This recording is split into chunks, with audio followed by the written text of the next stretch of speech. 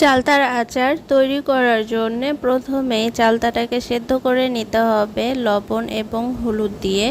10 minute পর্যন্ত সেদ্ধ করে নিলাম আমি চালতাগুলো। চালতার আচার তৈরিতে আমাদের আরও লাগবে শুকনো মরিচ, রসুন বাটা, সরিষা বাটা, তেজপাতা, পাঁচফোড়ন, সরিষার তেল ও গুড়। সরিষা বাটা ও রসুন বাটা বাদে আমরা অন্য উপকরণগুলো একসাথে শুকনো খোলায় ভেজে নেব এবং এটি গুঁড়ো করে রেখে দিব। এই গুঁড়োটি আমরা আচারে একদম লাস্ট পর্যায়ে ব্যবহার করব। এখন প্রথমে একটি হাঁড়িতে সরিষার তেল গরম করে নিচ্ছি। তেলটি অনেক ভালোভাবে গরম করে নিতে হবে। এরপরে এর মধ্যে দিতে হবে রসুন বাটা এবং সরিষা বাটা। রসুন এবং সরিষা বাটা একটুখানি ভাজা হয়ে এলে এর মধ্যে আমরা সেদ্ধ হওয়া চালতাগুলো দিয়ে নেড়ে চেড়ে ড্রাই করে নেব।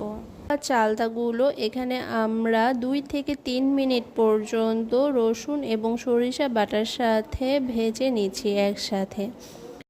এই পর্যায়ে আমরা এখানে দিয়ে দিব জিরে ও ধনিয়ার গুঁড়ো এবং তেজপাতা এবং এটি ভালোভাবে মিশিয়ে এর সাথে দিয়ে দিতে হবে স্বাদ মতো চিনি অথবা গুড়। আমি আমার আচারটিতে গুড় ব্যবহার করেছি। গুড়ের স্বাদ সবসময় আচারে ভালো আসে।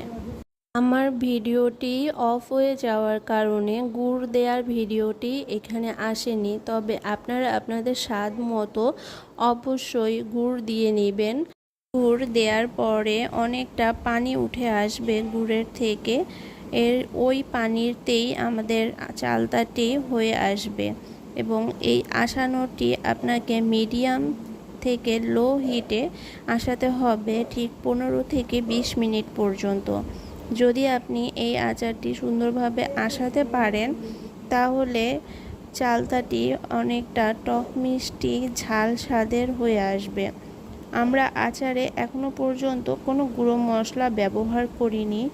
যখন চালতাটি অনেকটা আসানো হয়ে আসবে ঠিক 10 মিনিট পর্যন্ত, এরপরে আমরা যে গুঁড়ো মশলাটি তৈরি করেছিলাম শুকনো মরিচ দিয়ে ওটি এই পর্যায়ে আমরা দিয়ে দিব এই আচারের সাথে এবং গুঁড়ো মশলাটি দেওয়ার 5 মিনিট পরে আমরা আচারটি নামিয়ে ফেলব।